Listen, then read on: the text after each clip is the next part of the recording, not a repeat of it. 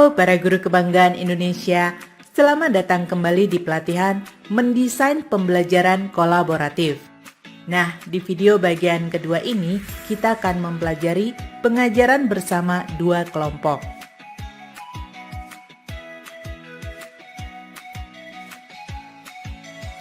Sebelumnya telah dijelaskan bahwa ada 3 bentuk pengajaran bersama yang dapat dilakukan para guru. Pertama ialah pengajaran bersama satu kelompok, lalu ada pengajaran bersama dua kelompok, dan yang terakhir ialah pengajaran bersama banyak kelompok. Pada video sebelumnya, Anda telah mempelajari tentang pengajaran bersama satu kelompok. Nah, lalu bagaimana dengan bentuk pengajaran bersama dua kelompok? Ada 3 bentuk pengajaran bersama dua kelompok yang dapat kita terapkan dalam proses pembelajaran, yaitu yang pertama adalah dua guru mengajar pada dua kelompok siswa. Bentuk kedua adalah satu guru mengajar awal, satu guru mengajar informasi alternatif. Bentuk yang ketiga adalah satu guru mengajar ulang, satu guru mengajar informasi alternatif. Pertama, dua guru mengajar pada dua kelompok siswa. Pada model ini, para siswa dibagi ke dalam dua kelompok untuk melakukan instruksi yang sama. Dua orang guru masing-masing memegang satu kelompok siswa dan mengajar di salah satu area kelas. Antar kelompok siswa ini, mereka dapat diminta untuk saling membelakangi dan setiap kelompok harus memperhatikan guru yang mengajar untuk kelompok tersebut. Kedua orang guru dapat saling bertatapan agar dapat menyesuaikan ritme mengajar satu dengan yang lain. Contohnya, kelompok A mendapatkan guru yang mengajar menggunakan papan tulis, sedangkan kelompok B mendapatkan guru yang menggunakan alat demonstrasi. Setelah beberapa waktu, guru dapat bergantian mengajar di kelompok yang berbeda. Kelebihan model pengajaran dua guru mengajar pada dua kelompok siswa ialah pertama, jumlah siswa yang lebih sedikit, sehingga interaksi antara guru dan siswa menjadi lebih sering terjadi. Kemudian, instruksi yang diberikan oleh guru dapat lebih menyesuaikan dengan karakter siswa. Siswa menjadi terdorong untuk lebih terlibat dalam kelompok karena jumlah anggota kelompok yang lebih sedikit. Tidak hanya itu, siswa juga lebih memiliki banyak kesempatan untuk bertanya dan klarifikasi informasi. Guru dapat saling mengamati antar kelompok.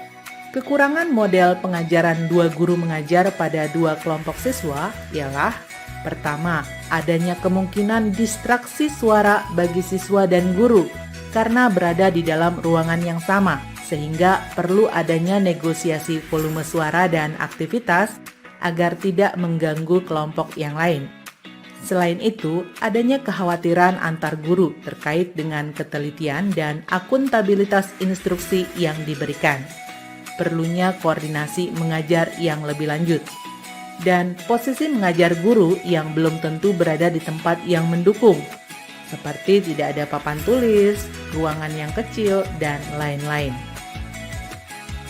Selanjutnya, model yang kedua adalah model pengajaran satu guru mengajar di awal dan satu guru mengajar informasi alternatif. Pada model ini, siswa dibagi ke dalam dua kelompok. Pembentukan kelompok didasarkan pada penguasaan siswa akan topik terkait. Jumlah siswa dalam dua kelompok tersebut bisa jadi tidak seimbang. Pada model ini, guru pertama akan mengajar awal dan guru kedua akan mengajar informasi alternatif.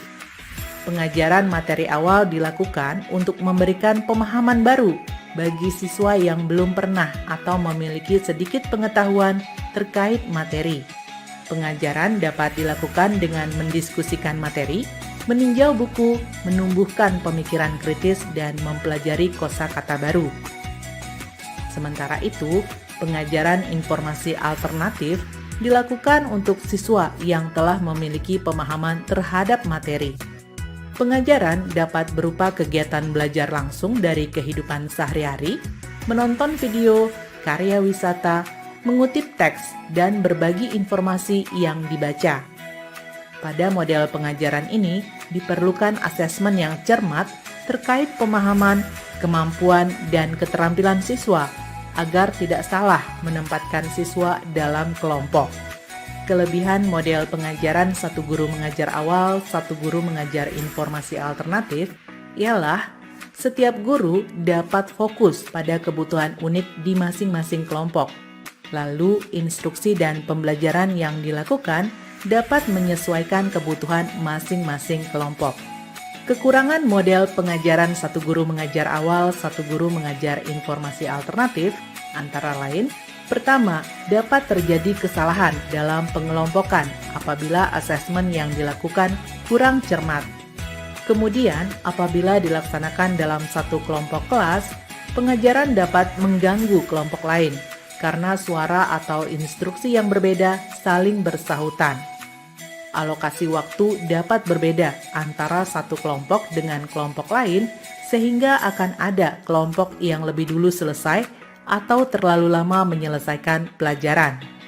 Apabila dilakukan terlalu sering, kurikulum yang disusun tidak dapat dicapai seluruhnya, terutama untuk kelompok pengajar awal, karena materi cenderung disederhanakan dan kompetensi yang disasar lebih rendah. Terakhir, adanya pengelompokan ini membuat siswa dapat merasa kurang mampu karena dibandingkan dengan siswa lain. Selanjutnya, bentuk yang ketiga ialah model pengajaran satu guru mengajar ulang, satu guru mengajar informasi alternatif. Model ini mirip dengan model satu guru mengajar awal dan satu guru mengajar informasi alternatif. Bedanya, pada model ini, satu guru tidak mengajar materi awal, melainkan mengajar ulang materi yang telah disampaikan di pertemuan sebelumnya. Model ini dilakukan untuk mereview atau berlatih kembali materi utama yang telah diajarkan. Kelompok dibagi menjadi dua kelompok. Kelompok pertama mengulang materi dan kelompok kedua mengembangkan informasi. Kelompok ini dibagi berdasarkan asesmen yang telah dilakukan oleh guru. Pengajaran ulang dilakukan untuk siswa yang membutuhkan dukungan tambahan dengan memberikan pengajaran dengan metode scaffolding. Scaffolding adalah metode mengajar dengan jalan menyesuaikan tingkat dukungan guru agar sesuai dengan potensi kognitif siswa. Pengajaran informasi alternatif dilakukan untuk memperkaya pengetahuan siswa terkait materi yang sama melalui pengayaan dan akselerasi. Kelebihan model pengajaran satu guru mengajar ulang, satu guru mengajar informasi alternatif ialah: pertama, setiap guru dapat fokus pada kebutuhan unik masing-masing kelompok. Kelompok mengulang dapat belajar sesuai dengan kompetensi kelas, dan kelompok informasi alternatif dapat mengembangkan materi yang dipelajari. Kemudian, instruksi dan pembelajaran yang dilakukan dapat menyesuaikan kebutuhan masing-masing kelompok. Guru dapat lebih mudah melakukan asesmen pada kelompok kecil. Selanjutnya, hubungan guru dan siswa pun menjadi positif dan dapat berkembang lebih baik dalam kelompok kecil. Kekurangan model pengajaran satu guru mengajar ulang, satu guru mengajar informasi alternatif ialah siswa dapat merasa kurang mampu karena dibandingkan dengan siswa lain. Dapat terjadi kesalahan dalam pengelompokan apabila asesmen yang dilakukan kurang cermat. Kekurangan lainnya dapat mengganggu kelompok lain apabila dilaksanakan dalam satu kelas yang sama. Pembuatan kelompok yang fleksibel ini dapat menyita waktu dalam mengajar bersama. Akses tempat dan materi dapat tidak seimbang antara satu kelompok dengan kelompok lain.